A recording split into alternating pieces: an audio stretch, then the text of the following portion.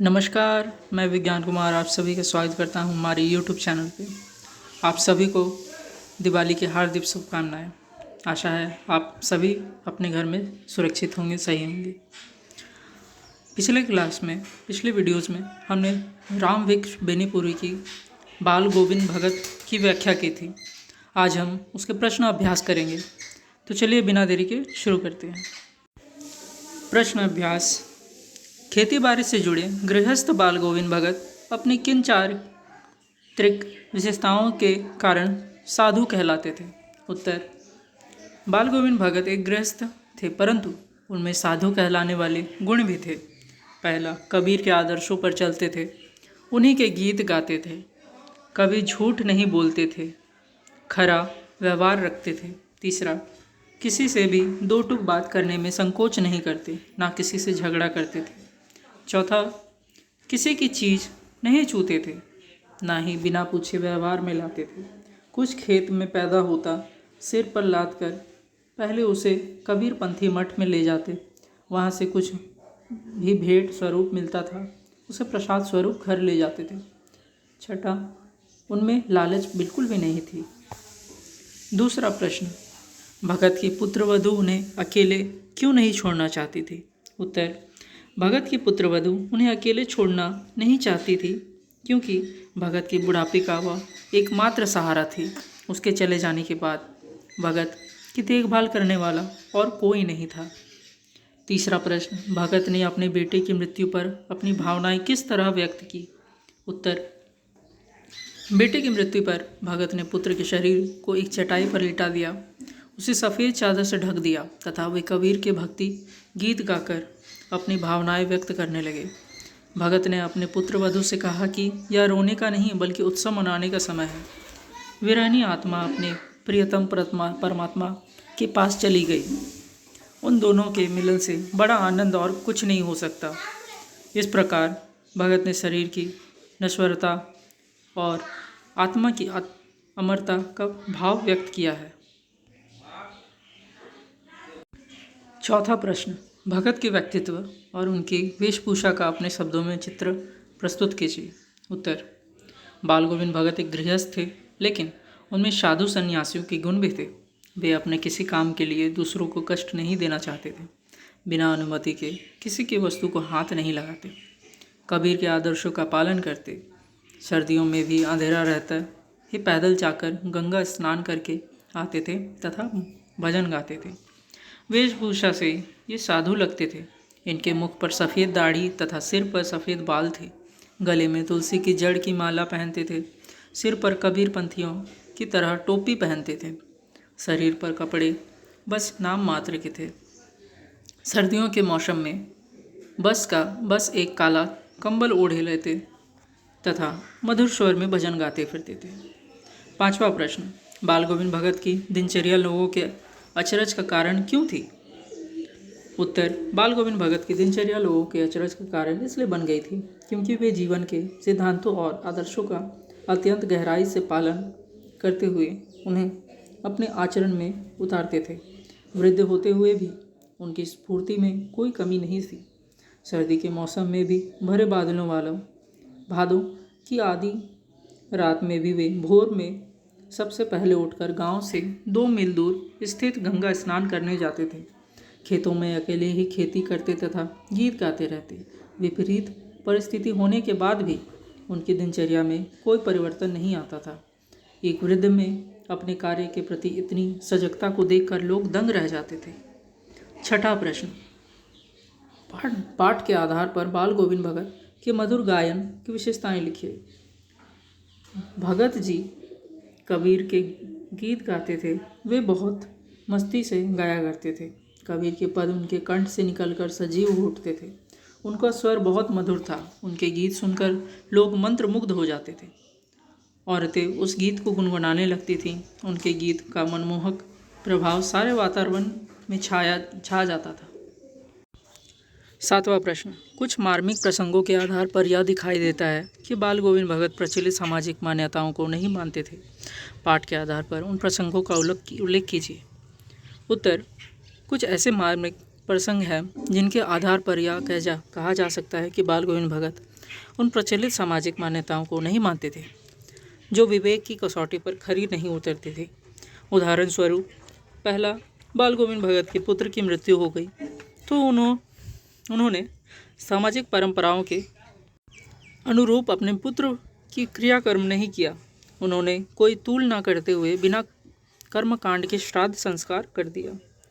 दूसरा, सामाजिक मान्यता है कि मृत शरीर को मुख अग्नि पुरुष वर्ग के हाथों से दी जाती है, परंतु भगत ने अपने पुत्र को मुख अग्नि अपनी पुत्र वधू से ही दिलाई।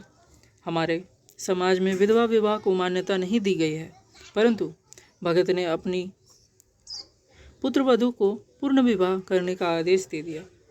चौथा, अन्य साधुओं की तरह भिक्षा मांगकर खाने के विरोधी थे। आठवां प्रश्न, धान की रोपाई के समय समूचे माहौल को भगत की स्वर लहरियाँ किस तरह चमत्कृत कर देती थी? उस माहौल का शब्द चित्रित प्रस्तुत कीजिए। उत्तर, आषाढ़ के रिमझिम फुहारों के बीच खेतों में धान की रोपाई चल रही थी। बादल से घिरे आसमान में ठंडी हवाओं के चलने के समय अचानक खेतों में से किसी के मीठे स्वर गाते हुए सुनाई देते हैं। बाल गोविंद भगत के कंठ से निकला मधुर संगीत वहाँ खेतों के काम कर रहे लोगों के मन में झंकार उत्पन्न करने लगा। स्वर के आरोह के साथ एक एक शब्द जैसे स्वर्ग की ओर भेजा जा रहा हो। उनकी मधुर वाणी को सुनते ही लोग झूमने लगते हैं। स्त्रियां स्वयं को रोक नहीं पाती हैं तथा अपने आप उनके होंठ कांपकर गुनगुनाने लगते हैं। हलवाओं के पैर गीत के ताल के साथ उठने लगे। रोपाई करने वाले लोगों की उंगलियां गीत की स्वर लहरी के अनुरूप एक विशेष कर्म से चलने लगी। बाल गोविंद भगत के गाने सेंसरपूर्ण सृष्टि मिठास में खो जाती है।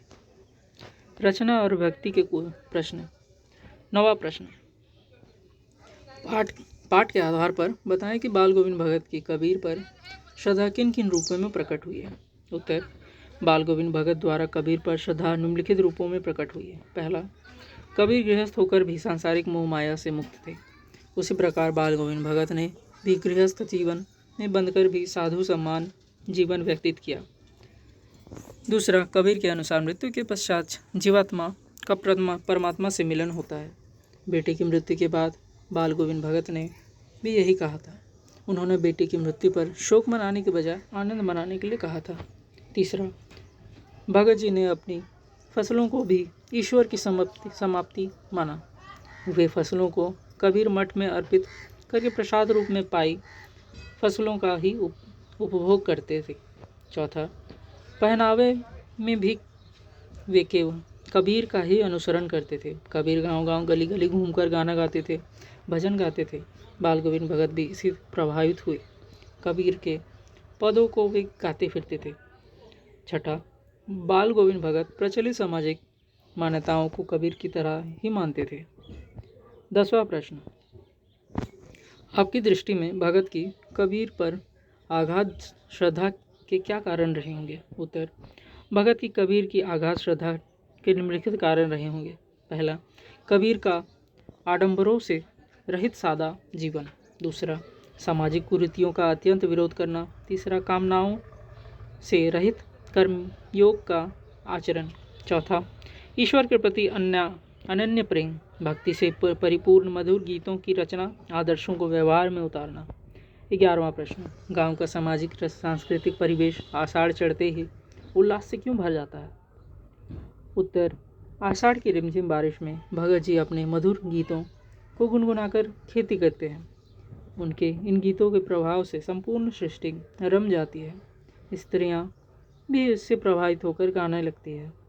इसलिए गांव का परिवेश उल्लास से भर जाता है। 12वां प्रश्न, ऊपर की तस्वीर से यह नहीं माना जाए कि बाल गोविंद भगत साधु थे। क्या साधु की पहचान पहनावे के आधार पर की जानी चाहिए? आप किन आधारों पर यह अनुचित करेंगे कि अमुक व्यक्ति साधु है? उत्तर, एक साधु की पहचान उसके पहनावे से नहीं बल्कि उसके आचार व्यवहार तथा उसकी जीवन प्रणाली पर आधारित होती है। यदि व्यक्ति का आचरण सत्य, अहिंसा, अपरिग्रह, त्याग, लोक कल्याण आदि से युक्त है तभी वह साधु है। साधु का जीवन सात्विक होता है, उसका जीवन भोग विलास की छाया से भी दूर होता है, उसके मन में केवल ईश्वर की प्राप्ति सच्ची भक्ति होती है। 13वां प्रश्न, मोह और प्रेम में अंतर होता है। भगत के जीवन के किस घटना के कारण आधार पर इस कथन का सच सिद्ध करेंगे? उत्तर, मोह और प्रेम में निश्चित अंतर होता है। मोह में मनुष्य केवल अपने स्वार्थ की चिंता करता है, प्रेम में वह अपने परिजनों का हित देखता है। भगत को अपने पुत्र तथा अपनी पुत्र वधू से अगाध प्रेम था, परंतु उसके इस प्रेम ने प्रेम की सीमा को पार कर कभी मोह का रूप धारण नहीं किया। दूसरी तरफ वह चाहते तो मोहवश अपनी पुत्र वधू को अपने पास रोक सकते थे, परंतु उन्होंने अपनी पुत्र वधू को जबरदस्ती उसके पास उसके भाई के साथ भेजकर उसके दूसरे विवाह का निर्णय किया। इस घटना द्वारा उनका प्रेम प्रकट होता है। बाल गोविंद भगत ने भी सच्चे प्रेम का परिचय देकर अपने पुत्र और पुत्र वधू की खुशी को ही उचित माना। भाषा अध्ययन के प्रश्न। 14वां प्रश्न, इस पाठ में आए कोई 10 क्रिया विशेषण छांट कर लिखिए और उसके भेद भी लिखिए। जैसे धीरे धीरे, धीरे धीरे स्वर ऊंचा होने लगा, भेद है रीतिवाचक क्रिया विशेषण। दूसरा जब जब, वह जब जब सामने आता, इसका भेद है कालवाचक क्रिया विशेषण। तीसरा थोड़ा थोड़ा बुखार आने लगा, भेद है परिमाणवाचक क्रिया विशेषण। चौथा उस दिन भी संध्या, उस दिन भी संध्या में गीत गाए, भेद कालवाचक क्रिया विशेषण। पांचवा बिल्कुल कम, कपड़े बिल्कुल कम पहनते थे, भेद परिमाणवाचक क्रिया विशेषण। सवेरे ही, इन दिनों सवेरे ही उठते थे, कालवाचक क्रिया विशेषण। हर वर्ष गंगा स्नान करने के लिए जाते, कालवाचक क्रिया विशेषण। दिन दिन, वे दिन दिन छिंझने लगे, कालवाचक क्रिया विशेषण। हंस हंस कर टाल देते थे, रीतिवाचक क्रिया विशेषण। जमीन पर ही आसन जमाए गीत गाए चले जा रहे थे, स्थानवाचक क्रिया विशेषण।